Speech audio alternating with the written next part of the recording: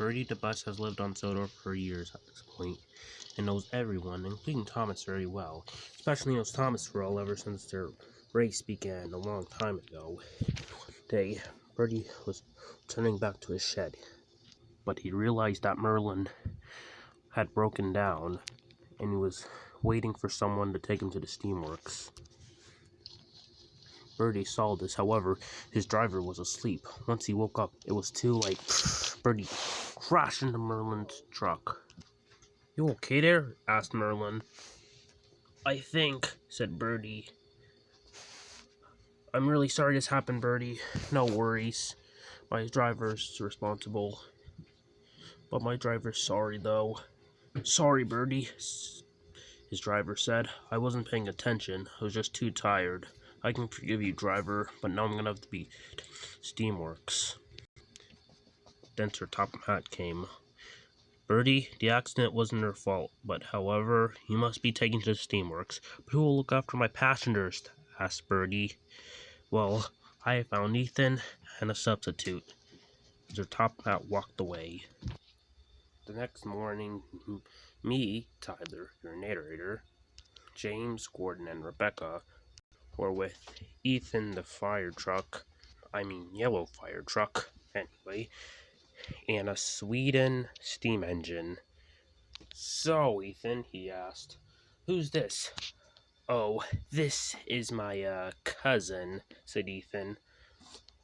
"Why do you sound so upset?" said Rebecca. "I'm not upset," said Ethan.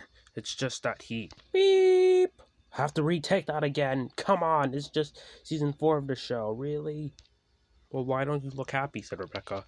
"Because this is my cousin, because he's from Sweden, and he's a huge show-off and a bad-tempered, impatient engine." "Wow, sounds like a couple of morons I know." "Hey," said James. I mean, morons like Diesel." "Yeah, I do not enjoy this pest," snapped the Swedish engine. "Calm down," said Tyler. "Who's this little trash can?" "What you call me, you little fatty?" he snapped Tyler. This is Tyler. He's a well-meaning engine, but can be short-tempered. Yeah, I'm gonna knock you off the track, if I could." Now, Tyler," said his driver. "Calm down." "But driver, he insulted me." "Understandable, but violence will only make it worse." "And who are the two redhead and blue muscle moron and banana for brains?" "Oh, come on, that's not original. I'm James, the splendidest engine on Sodor. I'm Gordon, the fastest and best, and I pulled the express." "And I'm Rebecca." She's a little shy, but she's very happy to meet everyone, including Gordon. "You're not helping, Tyler. Shut up. I don't care. But anyway." "Oh, really? So why does this yellow knockoff on wheels think she can be really useful? She's been here since 2018, you clown." "Yeah, she helps Gordon with the express." "Yeah, and she's better than you clown. And she sees the best in everyone, and she wouldn't see the best in someone as stupid as you." "What'd you say to me, you red-headed crap nugget?" "What'd you just call me?" snapped James. "Oh dear," said Ethan. "At least I'm not the orange mouse with a high temper." "That's it," said Tyler. "I've had enough." No," said James. "You pushed him too far," said Gordon. Tyler pushed Ethan off the rails. Whoa! With his driver being alright, but Tyler's bunker was damaged. "Ha! Serves you right, you ninny fool. Look what you did, you clown," he snapped. Later, Merlin got Tyler back on the rails, and James got the Swedish... Pardon me, I meant to say, James got the Swedish engine back on the rails. She's looking frustrated.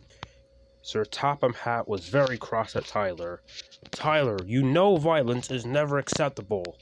And for that, you will stay in your shed for a week." "Oh, thanks, tissue fridge head box for brains." "But Topham, are you that dumb and blind? Don't you dare try to make it longer." Yes, sir." "Heh heh heh. That went well," laughed the Swedish engine. "Oh, I'll show you how it's gonna go well," grumbled James to himself.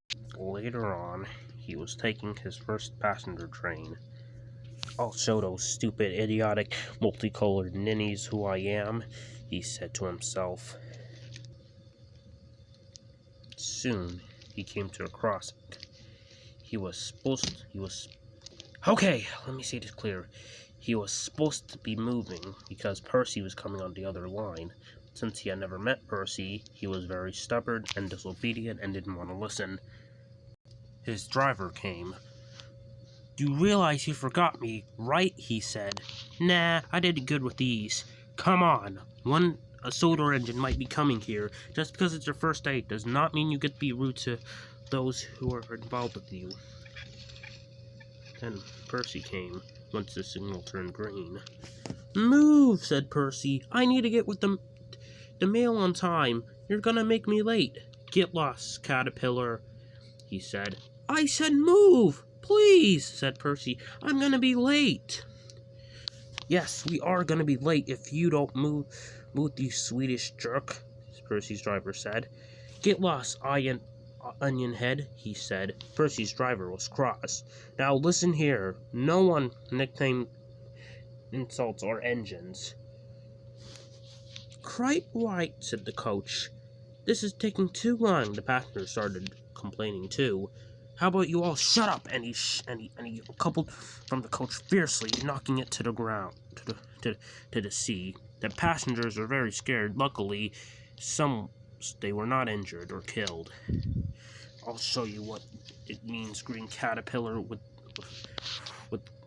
red stripes." He came to the line, and he pushed Percy off the rails. "Not again!" cried his driver. "Oof!" And Percy crashed off the rails into a pond. "Oh no!" cried Percy. "I'm gonna drown!" Luckily, Percy's driver and fireman were not hurt. "I hope you're happy," the Swedish engine driver snapped at him, "because you just derailed a soda engine, and now we're gonna be late because of you." "Oh," said the Swedish engine, shaking. Later on, James came with Sir Topham Hatt. He was furious. You have been a very bad and naughty Swedish engine on my railway. Rebecca told me everything of what you made Tyler do to you. You deserved it, and now Percy is off the rails. For that, you are going to be staying. I will send you back to the main line and call your controller. After that, you will never come to my railway again." "Yes, sir," said the Swedish engine nervously. "Come on, you," said his driver crossly. You've made us look like horrible neighbors, or whatever. You made us look like horrible visitors." The Swedish engine felt very, very bad. "Oh, yes, driver," he groaned. "James, will you make up for Percy?" "Sure I will," said James. James soon got Percy back on the track. "Oh, thank you, James," Percy whistled. "No prob," said James. "Engines need to stick for each other." "Yes, James, and you will be taking Bertie's passengers until he comes back. I have already apologized to Tyler for misunderstanding him, so you must take Percy to Steamworks." "Yes, sir," James whistled, and he and Percy puffed away like good friends.